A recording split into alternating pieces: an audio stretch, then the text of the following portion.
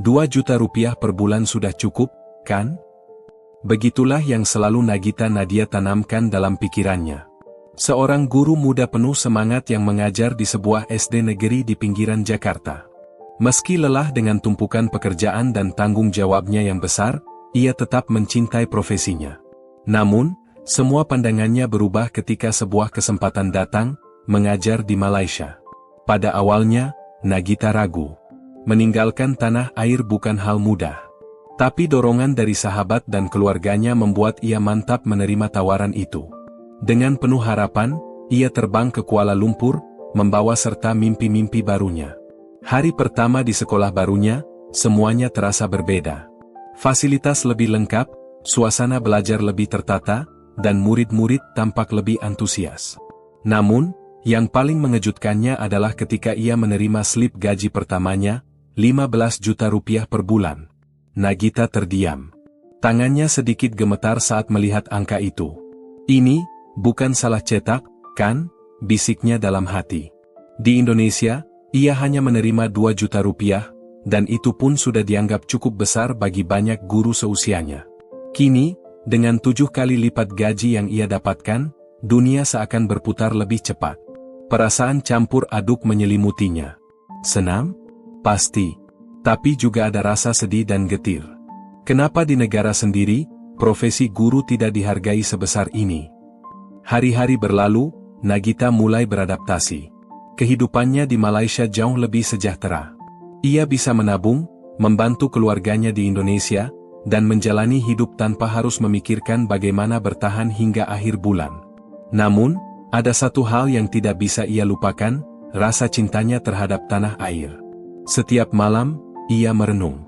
Jika semua guru hebat pergi ke luar negeri demi kehidupan yang lebih baik, lalu siapa yang akan membangun generasi penerus di Indonesia?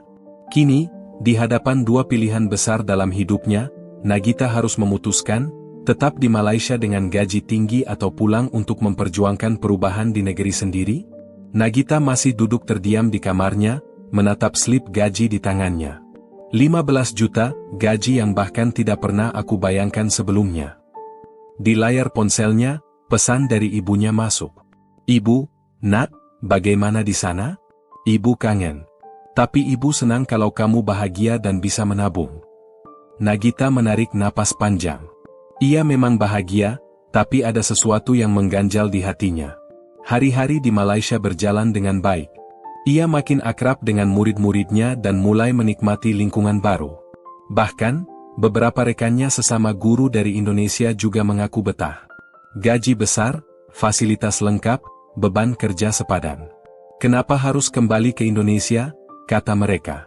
Namun, di dalam hati kecilnya, ada pertanyaan besar yang terus menghantuinya, apakah aku harus bertahan di sini atau kembali ke Indonesia untuk mengabdi? Suatu hari, sebuah kejadian mengubah segalanya. Hari itu, Nagita sedang mengajar seperti biasa ketika salah satu muridnya, Aisyah, tiba-tiba menangis di kelas. Kenapa, sayang? Tanya Nagita lembut. Cikgu, saya rindu ibu saya. Jawab Aisyah dengan suara gemetar. Nagita terdiam. Ia teringat ibunya di Indonesia. Setelah kelas selesai, Nagita pulang dengan hati yang berat. Ia membuka galeri ponselnya, melihat foto-foto kenangan bersama keluarganya di kampung halaman.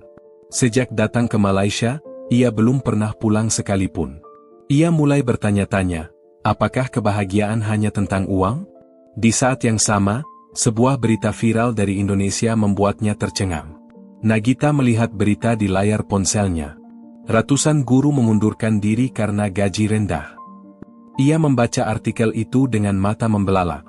Banyak guru yang memilih berhenti karena merasa profesi mereka tidak dihargai dengan baik.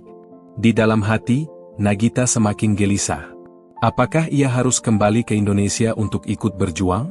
Atau tetap di Malaysia demi masa depan yang lebih baik? Di tengah kebingungannya, tiba-tiba ponselnya berdering.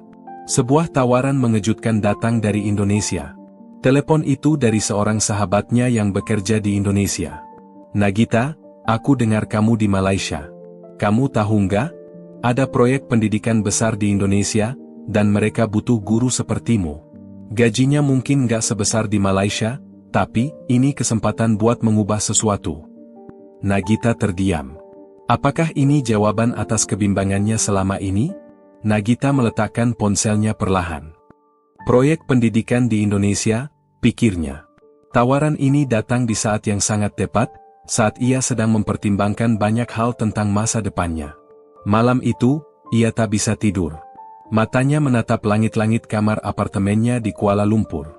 Di Malaysia, aku punya kehidupan lebih baik, tapi, di Indonesia, aku punya kesempatan untuk membuat perubahan. Ia membuka akun media sosialnya dan membaca komentar dari sesama guru di Indonesia. Banyak yang mengeluh tentang gaji yang kecil, fasilitas minim, hingga beban kerja yang terlalu berat. Beberapa bahkan harus bekerja sampingan sebagai ojek online, atau berjualan demi mencukupi kebutuhan hidup. Apakah aku tega membiarkan teman-teman seperjuanganku berjuang sendiri? Di saat pikirannya kalut, suara notifikasi mengagetkannya. Sebuah pesan WhatsApp masuk dari ibu. Ibu, Nak, ibu tidak akan memaksamu pulang, tapi ibu percaya kamu akan memilih yang terbaik. Uang memang penting, tapi hati yang bahagia lebih penting. Nagita menutup matanya, menarik napas panjang. Apakah aku benar-benar bahagia di sini? Keesokan harinya, Nagita memutuskan pergi ke Kedutaan Besar Indonesia di Malaysia. Ia ingin mencari informasi lebih lanjut tentang program pendidikan yang ditawarkan kepadanya. Namun, begitu ia tiba di sana, matanya membelalak. Di antara orang-orang yang sibuk berlalu lalang, seorang pria dengan jas rapi tampak berbicara dengan seorang pejabat kedutaan. Pria itu menoleh, dan mata mereka bertemu. Reza? Reza adalah teman kuliahnya dulu di jurusan pendidikan. Dulu, mereka sama-sama bercita-cita menjadi guru yang bisa membawa perubahan. Tapi setelah lulus, Reza menghilang begitu saja. Reza tersenyum melihatnya, lalu mendekat. Nagita? Sudah lama sekali. Setelah berbasa-basi sebentar, mereka duduk di sebuah kafe kecil dekat kedutaan. Nagita menceritakan semua kebimbangannya. Reza mendengarkan dengan seksama, lalu berkata, "Aku tahu perasaanmu. Aku juga sempat meninggalkan Indonesia untuk mencari penghidupan yang lebih baik. Tapi sekarang, aku kembali karena aku sadar, perubahan hanya bisa dimulai kalau kita sendiri yang bergerak." Nagita terdiam. Kata-kata Reza mengingatkannya pada mimpi masa kecilnya, menjadi guru yang bisa membawa perubahan nyata. Beberapa hari setelah pertemuannya dengan Reza, Nagita menerima undangan dari organisasi pendidikan di Indonesia untuk melihat langsung kondisi sekolah di daerah terpencil. Ia pun terbang kembali ke Indonesia untuk kunjungan singkat. Begitu tiba di salah satu desa di Jawa Tengah, hatinya mencelos. Sekolah ini jauh dari kata layak. Dindingnya sudah mulai rapuh, atapnya bocor, dan hanya ada beberapa bangku yang bisa digunakan. Tapi yang lebih menyayat hatinya adalah wajah murid-murid di sana. Mereka tetap semangat belajar meski dalam keterbatasan. Seorang gadis kecil bernama Siti mendekatinya. "Ibu guru, kapan datang lagi? Saya ingin jadi guru seperti ibu." Nagita tersenyum, tapi matanya berkaca-kaca. "Aku bahkan belum memutuskan untuk pulang sepenuhnya, tapi mereka sudah menaruh harapan begitu besar kepadaku." Dalam perjalanan pulang, pikiran Nagita penuh dengan pertanyaan. Di Malaysia, hidupnya lebih terjamin. Tapi di Indonesia, hatinya merasa lebih terpanggil. Saat tiba di Jakarta, ia bertemu kembali dengan Reza. "Sudah tahu apa yang akan kamu pilih?" tanya Reza. Nagita menarik napas dalam-dalam. "Aku rasa, aku sudah menemukan jawabannya." Namun, sebelum ia bisa mengatakannya, ponselnya berbunyi. Sebuah email masuk dari sekolah di Malaysia. "Nagita, kami ingin menawarkan kenaikan gaji jika kamu tetap bersama kami. Kami butuh guru sepertimu." Nagita terdiam. Kini, keputusannya semakin sulit. Nagita menatap layar ponselnya. Tawaran kenaikan gaji dari Malaysia benar-benar menggoda. Ia bisa hidup nyaman, menabung lebih banyak, bahkan membantu keluarganya lebih besar lagi. Tapi, apakah hidup hanya tentang uang? Ia teringat wajah Siti, gadis kecil di desa terpencil yang bermimpi menjadi guru seperti dirinya. Ia teringat sekolah dengan dinding rapuh, bocah-bocah kecil yang belajar dengan penuh semangat meski tanpa fasilitas yang layak. Ia teringat perjuangannya sendiri ketika dulu bercita-cita ingin mengubah dunia pendidikan. Malam itu, ia duduk di balkon apartemennya, menatap gemerlap kota Kuala Lumpur. Ia tahu, ini bukan hanya soal dirinya. Ini tentang ribuan guru di Indonesia yang masih berjuang dalam keterbatasan. Ini tentang anak-anak yang bermimpi, tapi tak tahu apakah ada yang bisa membimbing mereka mencapai mimpi itu. Ia memejamkan mata, menarik napas panjang, lalu mengambil keputusan. Sebuah kelas di desa terpencil terlihat ramai.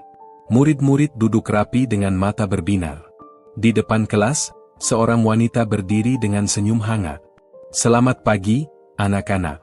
Nama Ibu Nagita Nadia, dan mulai hari ini, Ibu akan mengajar kalian." Sorak-sorai terdengar.